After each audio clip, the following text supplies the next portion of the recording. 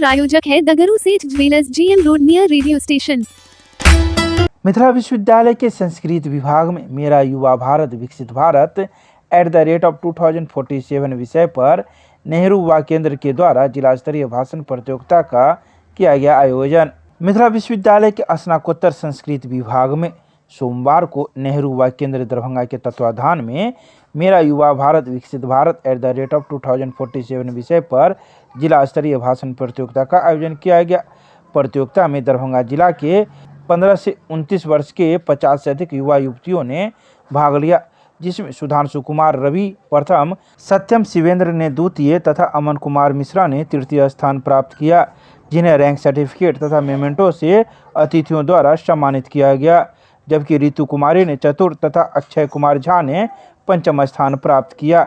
इसमें प्रथम स्थान प्राप्त करने वाले सुधांशु कुमार रवि बिहार राज्य स्तरीय प्रतियोगिता में दरभंगा जिला का प्रतिनिधित्व करेंगे। प्रतियोगिता में भाग लेने वाले सभी प्रतिभागियों को नेहरू युवा केंद्र दरभंगा द्वारा सभ्यता प्रमाण पत्र कर हौसला अफजाई किया गया। प्रतियोगिता 3 चरणों में संपन्न हुई, जिसके प्रथम चरण में उद्घाटन कार्यक्रम तथा अतिथियों के प्रेरक संबोधन, द्वितीय चरण में प्रतिभागियों का भाषण प्रतियोगिता तथा तृतीय चरण में रैंक सर्टिफिकेट, मेमेंटो तथा सहभागिता प्रमाण पत्रों का वितरण कार्यक्रम संपन्न हुआ। आज का इस कार्यक्रम में आप सभी उपस्थित भाषण प्रतियोगिता में आए हुए दरभंगा जिला के सभी युवाओं को मैं मिथिला विश्वविद्यालय की तरफ से हार्दिक स्वागत करता हूं। मुझे अटेंडेंस सर का आदेश होता है, जैसा कि अभी आज के प्रभारी कुलपति महोदय से मैंने चर्चा भी की। RN चौरसिया सर का रात में फ़ोन आता है, उस समय हम सर के आवास पर ही थे, VC सर के आवास पे कुछ काम चल रहा था। आज राज्य सरकार में एक मीटिंग है 36 एजेंडा पे, के पाठक सर के साथ मीटिंग 11 बजे शुरू थी, उसी पे कुछ काम हो रहा था। सर का फ़ोन आया कि आज का यह एक कार्यक्रम है जिसमें आपको आना है। दरभंगा के वार्ड नंबर 5 में पेंशन में आ रही समस्याओं को दूर करने के लिए लगाया गया शिविर। सोमवार को दरभंगा के वार्ड नंबर 5 में पार्षद के आवास पर पेंशन समस्याओं को दूर करने के लिए शिविर का आयोजन किया गया। इस शिविर में वार्ड नंबर 5 के सैकड़ों लोग पहुंचकर अपनी समस्याओं को दूर करवाया। इस संबंध में पार्षद पूजा मंडल का कहना था कि कई लोगों को पेंशन मिलने में समस्याएं आ रही हैं, या फिर ऐसे लोग जिनके पास 3 से 4 खाते हैं उनको पता नहीं चल पा रहा है कि उनको पेंशन किस खाते पर आ रहा है। इसी सब समस्याओं को दूर करने के लिए जिला से कर्मी भेजे गए हैं, जो मौके पर ही समस्याओं को दूर करने का प्रयास कर रही हैं। आइए सीधे सुनाते हैं क्या कुछ कहते हैं जिला स्तर से आए कर्मी एवं पार्षद। हम हायाघाट ब्लॉक से आए हैं पेंशन दिवस के उपलक्ष्य में। तो आपको कहाँ से भेजा गया? हम लोग को जिला से डिप्यूटेड किया गया है। किस वार्ड के लिए? 5 वार्ड के लिए। यहाँ क्या क्या काम करिएगा? या पेंशन से संबंधित जिनको जो समस्या है उसको देख रहे हैं। अभी तक क्या क्या समस्याएं आई हैं सर? अभी तो अधिकतर मिला है कि सबका पेमेंट जा रहा है, लेकिन दूसरे खाते में जा रहा है, लाभ को पता ही नहीं है। तो लाभों को तो उसका फायदा तो दूसरे खाते धारक ले रहे होंगे? नहीं, जैसे किसी का 2 खाता रहता है, 3 खाता रहता है और चढ़ा हुआ एक खाता में आधार कनेक्ट रहता है, दूसरे तीसरे में, इसी वजह से दूसरे खाता में पैसा चला जाता है। क्या नाम हुआ आपका? मनीषा कुमारी, हायाघाट ब्लॉक। इसका सुधार कैसे होगा? इसका सुधार होगा कि जिसमें पहले जाता था जिस बैंक अकाउंट में, उसमें जाके बैंक में जाके आधार सीडिंग कराएंगे तो पहले वाले खाते में पैसा चला जाएगा। जिला की तरफ से पेंशन का शिविर लगाया गया है, जिसमें जितने भी पेंशनधारी हैं, सभी तरह के पेंशनधारी हैं, उनका क्या समस्या है, नहीं समस्या है, उसको एक रजिस्टर पे मेंटेन किया जा रहा है। हालांकि यहाँ पे ठीक नहीं किया जा रहा है, लेकिन उसको रजिस्टर मेंटेन करके वो रजिस्टर जिला में जाएगा और डिस्ट्रिक्ट जो भी समस्याएँ हैं उसको ठीक किया जाएगा। तो ये शिविर मेरे लिए बहुत महत्वपूर्ण है, जो जनता को लाभ मिलता है, जो वृद्ध लोग होते हैं और उनको लाभ मिलता है, और किसी भी प्रकार से समस्या रह जाता है तो इस शिविर के माध्यम से हमको लगता है वो खत्म हो जाएगा। किस किस प्रकार का पेंशन का लाभ? इसमें सभी तरह का पेंशन आता है, लक्ष्मीबाई पेंशन, दिव्यांग जो भी हो, सभी तरह का पेंशन आता है, वृद्धा पेंशन, सभी तरह का पेंशन। किस वार्ड में लगाया गया? वार्ड नंबर 5 में। क्या नाम हुआ आपका? वार्ड नंबर 5 की पार्षद पूजा मंडल।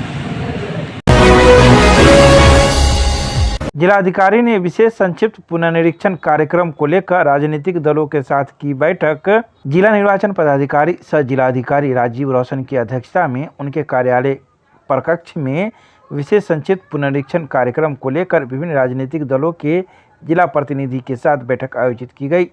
बैठक को संबोधित करते हुए जिला निर्वाचन पदाधिकारी ने कहा कि मतदाता सूची में नाम जोड़ने, विलोपित करने एवं संशोधित करने को लेकर विशेष संक्षिप्त पुनरीक्षण कार्यक्रम चल रहा है।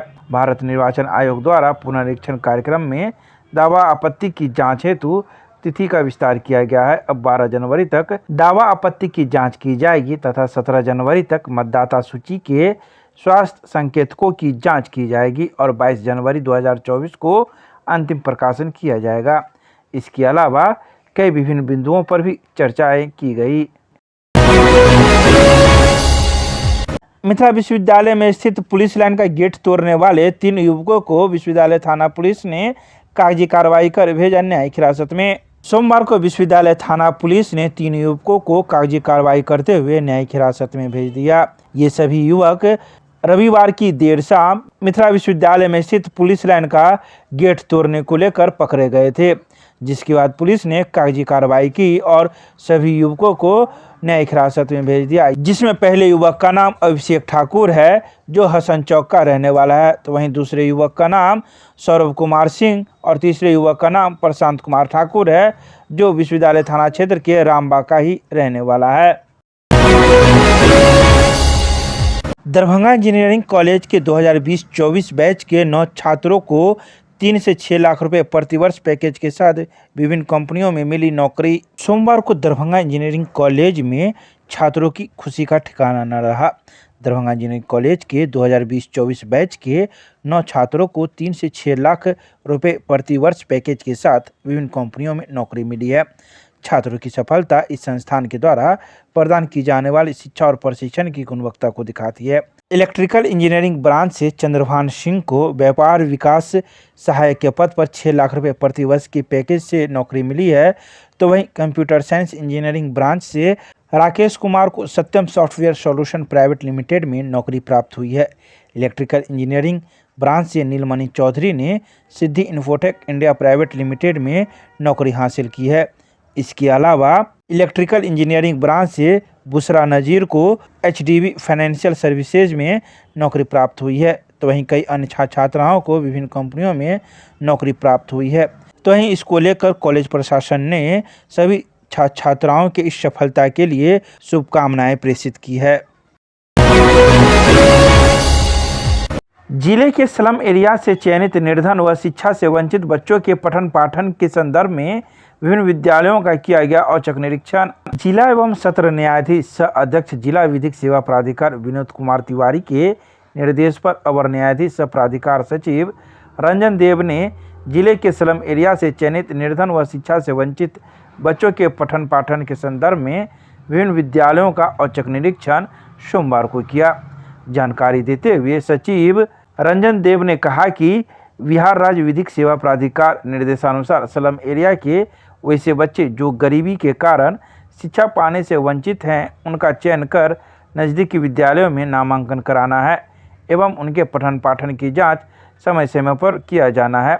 इसी संदर्भ में पूर्व चयन कर नामांकित बच्चों के पठन पाठन की जांच अलीगढ़ पब्लिक स्कूल दुमदुमा, मध्य विद्यालय इमामबाड़ी, मध्य विद्यालय पंडासराय व प्राथमिक विद्यालय लहरियासराय जाकर बच्चों से मुलाकात कर शिक्षा व्यवस्था के संबंध में पूछताछ किया। उन्होंने कहा कि प्राधिकार द्वारा आगे भी ऐसे बच्चों का चयन कर विद्यालयों में नामांकन कराया जाएगा। दरभंगा के DMCH से गाड़ी हुई थी चोरी, 8 महीने के बाद GRP पुलिस ने गाड़ी मालिक को गाड़ी लौटाया। सोमवार को दरभंगा GRP पुलिस ने एक मोटरसाइकिल गाड़ी मालिक को लौटा दिया। बता दें कि 8 महीने पहले DMCH में कार्यरत एक कर्मी का मोटरसाइकिल चोरी हो गया था, जिसको किसी चोर ने दरभंगा रेलवे स्टेशन पर पुलिस वाली फर्जी नंबर प्लेट के साथ उस गाड़ी को दरभंगा स्टेशन पर लगाकर घुमा जा रहा था। तभी उस दौरान GRP पुलिस के द्वारा चेकिंग चलाया गया, तो उस समय चोर यह गाड़ी छोड़कर भाग गया। तभी से जीआरपी पुलिस इस वाहन को अपने कब्जे में रखी हुई थी और चेसिस नंबर मिलान कर मुख्य मालिक को फ़ोन किया गया। तब जाकर सोमवार को गाड़ी मालिक स्वयं मौजूद होकर सारे कागजात दिखाते हुए गाड़ी को जीआरपी थाने से ले गए। आइए सीधे सुनाते हैं क्या कुछ कहते हैं इस बारे में गाड़ी मालिक। डीएमसीएच से चोरी हुआ था लगभग 8 मंथ पहले। 8 महीना पहले? हाँ, हम डीएमसीएच में कार्यरत हैं। किस पद पर? नर्सिंग ऑफिसर पे। अच्छा। तो वहाँ से चोरी हुआ, बेहतर थाने में कंप्लेन किया हुआ था। तो बाद में ये जीआरपी वालों को यहाँ मिला है, वो नशे में था, जो लड़का चोरी किया हुआ था, तो उनको वैसे मिला, बरामद हुआ। तो कैसे आपको पता चला कि स्टेशन पर गाड़ी है? सर ने बताया। सर ने यहाँ से कॉल किया था। अच्छा। चेसिस नंबर से वो जुड़े हुए थे, मोबाइल नंबर चालान कटा हुआ था। अच्छा। तो उसकी वजह से मिला। 8 महीने के बाद आपको गाड़ी मिल रही है? जी। क्या नाम हुआ आपका? राहुल सोमरवाल। कहाँ के रहने वाले? राजस्थान। और यहाँ डीएमसीएच में कार्यरत? जी।